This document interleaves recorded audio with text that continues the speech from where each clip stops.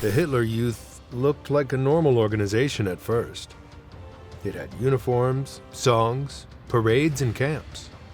To the outside world, it seemed like any other youth group, but the world they were dragged into was terrifying. Behind the smiles and marching, something much darker was happening. These children were being trained, not for fun, but for war, violence, and blind loyalty to Adolf Hitler. It started in 1922, when Hitler's ideas were gaining traction among a small but growing group of radical nationalists. Germany, humiliated by the Treaty of Versailles and economically crippled, was vulnerable. Hitler didn't just see an opportunity to rise in politics. He saw a chance to reshape society from the ground up. And he knew exactly where to start: the youth. That year, a group called the Jugendbund, der NSDAP, the Youth League of the Nazi Party, was quietly formed. It wasn't large or flashy. In fact, it had only a few hundred members scattered across Bavaria. But its purpose was already strategic. While most political parties focused on winning adult votes, Hitler's movement focused on the next generation. These early recruits, mostly teenage boys from working-class families, were drawn in by a mix of discipline, pageantry, and national pride. They wore uniforms similar to stormtroopers, attended rallies, and marched in parades. They felt like they were part of something powerful, even if they didn't fully understand what it meant. In those first years, the group was loosely organized and didn't have a national structure, but the seeds were being planted. The Nazi leadership realized that molding children was easier than convincing adults. Children could be taught what to think, not just how to think. They could be trained to see Hitler not as a politician, but as a kind of savior. They could be told that Germany's past was stolen, that its enemies were everywhere, and that their role was to reclaim its future. By 1923, after the failed beer hall putsch, the Nazi Party was temporarily banned, and so was its youth wing. But the idea didn't die. It simply went underground. Many of the young members stayed loyal, waiting for their chance to serve again. And that loyalty impressed the Nazi leaders. In 1926, the youth movement returned, rebranded as the Hitler Jugend, or Hitler Youth. This time it was more structured, more focused, and more directly tied to the Nazi Party. Official recognition came that same year at a party conference in Weimar. From then on, it would be an official arm of the Nazi vision. Even though its numbers were still small, estimated at around 5,000 to 6,000 members, the foundation was laid. And what set it apart was not just military-style drills or nationalist songs. It was the ideological training. Young boys were taught that Germany had been betrayed from within, that Jews, communists, and foreign powers were responsible for the nation's suffering, that loyalty to Hitler was loyalty to Germany itself. When Hitler seized power in 1933, the Hitler Youth transformed overnight from a fringe group into a state priority. The Nazis wasted no time. In June 1933, they banned almost all other youth groups, including the popular German Boy Scouts and many church-based youth organizations. The message was that there could be no divided loyalties. Children would now be raised only with Nazi values. This wasn't just encouraged, it was enforced by law.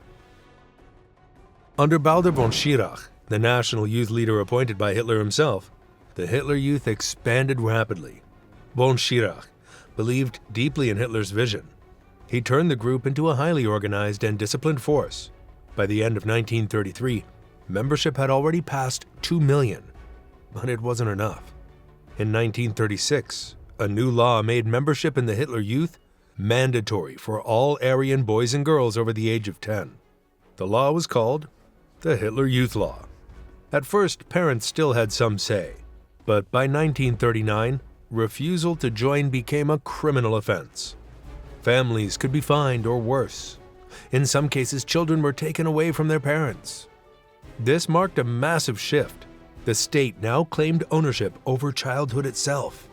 What children learned, believed, and even how they behaved at home was no longer up to their families. it belonged to the Nazi government. The indoctrination wasn't just during Hitler Youth meetings. It reached into every part of a child's day. In schools, textbooks were rewritten. Math problems included calculations on how many bombs it would take to destroy a city block. History classes focused on Germany's past military victories, especially glorifying World War I and ancient Germanic tribes, while blaming Germany's losses on traitors and minorities. Even art and literature were affected. Students were encouraged to draw soldiers, tanks, and swastikas. They were assigned books written by Nazi-approved authors that glorified sacrifice, death for the fatherland, and hatred for outsiders. But what happened at school was only part of the transformation. At home, the influence was just as chilling. Children were encouraged to act as the eyes and ears of the Reich. Teachers and Hitler Youth leaders often told kids to listen carefully to what their parents said, especially if they criticized the government. Unpatriotic comments, even in private, could lead to arrest, and many children obeyed. They believed they were doing their duty to the Führer. The effect was devastating. Family trust was shattered. In homes where parents still clung to old values, tension grew. Some parents were terrified to speak openly around their own children. The Nazis understood exactly what they were doing. By positioning Hitler as the ultimate father figure, they weakened traditional bonds between child and parent. Hitler Youth meetings became more important than family dinners. For many young people, the group became their entire identity. Uniforms were worn proudly. Rallies, chants, and torch-lit parades gave them a sense of power and belonging.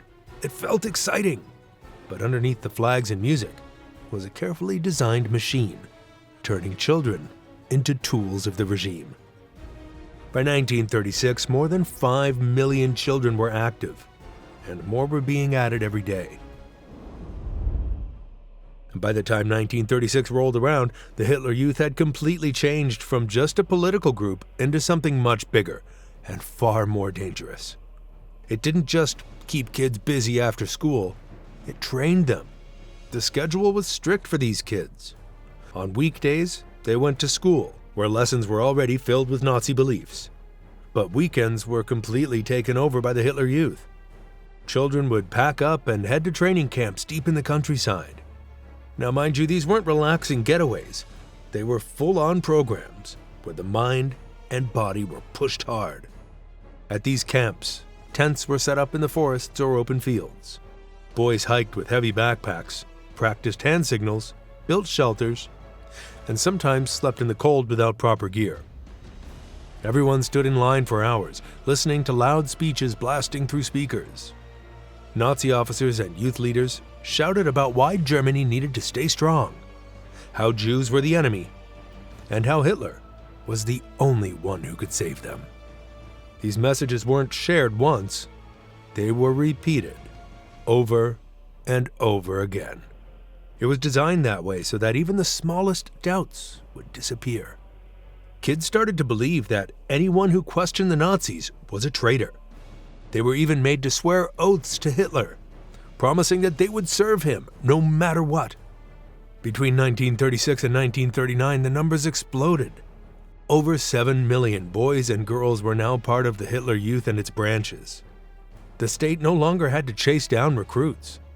Most children were already locked into the system, and those who weren't were soon forced in by law or pressure.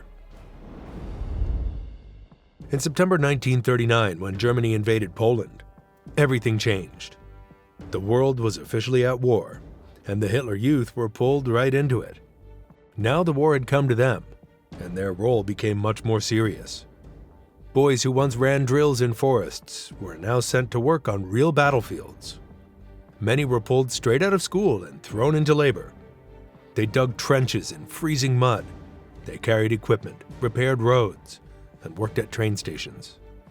Others were placed on anti-aircraft crews, helping fire at Allied planes during bombing raids. Some of these teens, barely 15 or 16 years old, were even given real rifles and placed near the front lines. At that age, they should have been worrying about school, not survival. But in Nazi Germany, growing up meant picking up a weapon. Inside schools, things didn't feel like normal classes anymore. Many teachers had either been fired or sent to war. They were replaced by Nazi officials who didn't care about math or reading. Instead, classrooms became places for more military-style training. Kids stood in rows, marched between lessons, and practiced shooting or throwing grenades during breaks. Even younger kids couldn't escape it. Propaganda filled every part of their lives. Comic books had Nazi heroes defeating enemies. Birthday cards carried messages praising Hitler. Radio shows, songs, posters, everything told children that war was good. At home, families were also under pressure. If a father was killed in battle, the family was expected to smile proudly.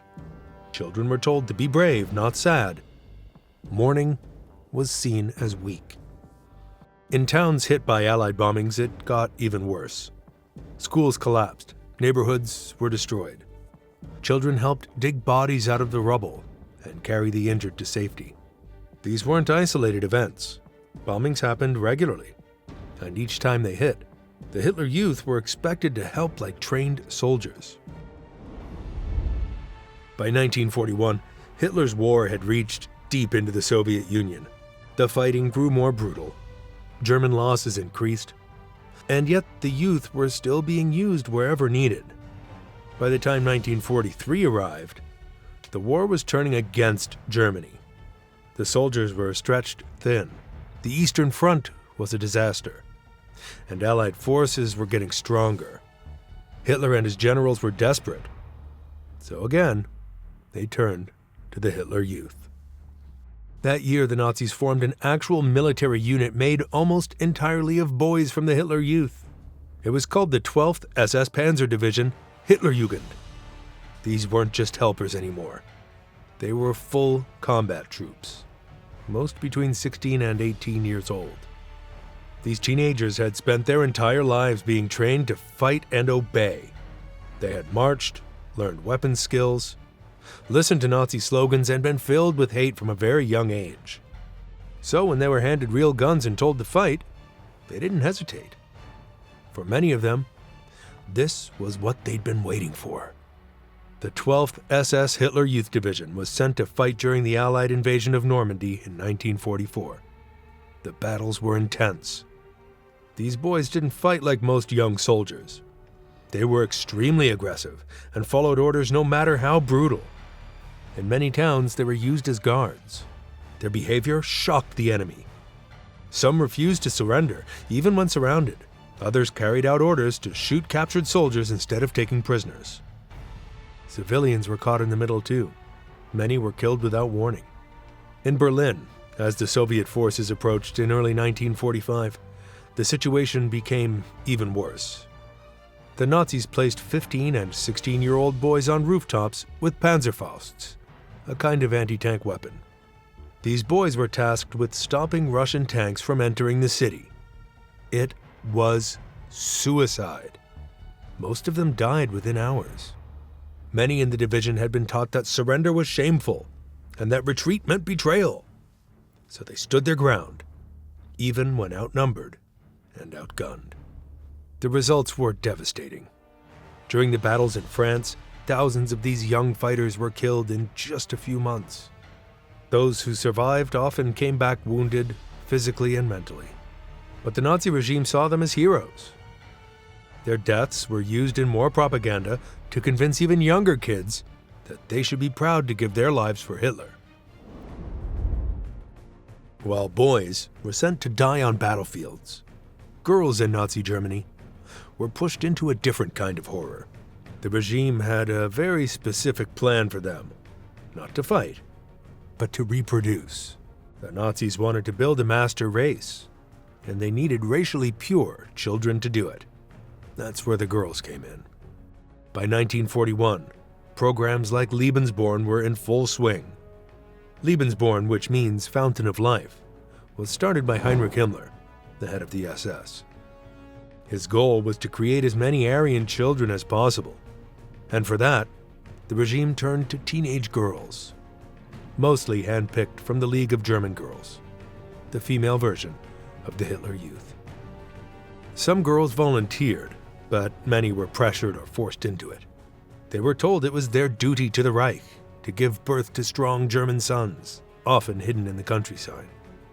Inside these secret facilities were clean, strict, and tightly controlled by SS nurses. But the girls weren't there for comfort. They were there to give birth. The fathers of these babies were often SS officers or carefully selected soldiers. In many cases, the girls barely knew them. After childbirth, the babies were often taken away. The mothers had no say. The infants were then raised by other Nazi families, adopted into homes where they were taught total loyalty to Hitler. The biological mothers were left behind, stripped of their rights, and sometimes even denied any record of their child's existence.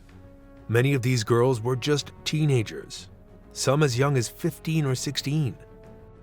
They had no real understanding of what was happening. They were told they were heroes, but deep down, many felt trapped, ashamed, and broken. After the war, their trauma didn't end. Some were shunned by their communities, labeled traitors, or accused of sleeping with the enemy. Others never spoke about what happened for the rest of their lives. The Lebensborn program created around 20,000 children in Germany, and more across occupied countries like Norway and Poland. It was all part of the Nazis' cold, calculated racial plan, and the girls used in that plan were treated like tools. In April 1945, the end was near, but the Nazis refused to admit it. Hitler, hiding in his underground bunker in Berlin, still believed in the loyalty of the Hitler Youth. He called them Germany's last hope. Even as Soviet artillery pounded Berlin, even as food ran out and buildings collapsed, these boys fought on. Some had no weapons left, just pistols or knives. Others stood on destroyed streets with nothing but desperation in their eyes. Inside the bunker, Hitler personally met with a group of young boys, some as young as 14, who had volunteered to fight. He shook their hands and handed them medals. Cameras were there to capture the moment. One of those photos, showing Hitler surrounded by teenage soldiers, became one of the last images of him alive. But what those cameras didn't show was what happened afterwards. Just days later, many of those same boys were killed in battle, crushed under Soviet tanks, or buried in collapsed buildings. Their medals meant nothing. Their names were forgotten. When Hitler killed himself on April 30th, 1945, Berlin was already lost. But some boys kept fighting until May 2nd, when the city finally surrendered. By then, thousands of children were dead. The streets were silent. The dream they were raised to believe in had ended in ash and blood. And for the few who survived, life after the war was brutal. Some were arrested. Others were thrown into camps. Many were haunted by what they had done or what they had seen. They had been used, and they had been lied to. When the Third Reich finally fell, Germany was in ruins, and so were its children. Former Hitler Youth members were treated with suspicion. Many had no families left. Some were orphans. Re-education programs were created by Allied forces. Camps, films, and lectures tried to undo the years of brainwashing.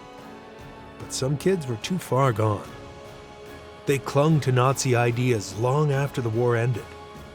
Many faced rejection. Schools didn't know how to handle them. Families didn't know how to raise them. Entire cities were filled with children who had seen and done things far beyond their years. A few turned to violence. Others broke down mentally. The scars were so deep and often invisible. In the decades after the war, most former Hitler Youth members stayed silent. Shame, guilt, or fear kept them quiet. But those who spoke told stories filled with confusion and regret. They remembered feeling proud, then horrified, once they realized what they'd been part of. Some became activists, determined to prevent it from ever happening again. They wrote books, gave interviews, and toured schools. Others disappeared from public life entirely. Historians later studied the Hitler Youth not just as a Nazi tool, but as a warning about how fast a government can turn education into indoctrination, how children, if not protected, can be twisted into weapons.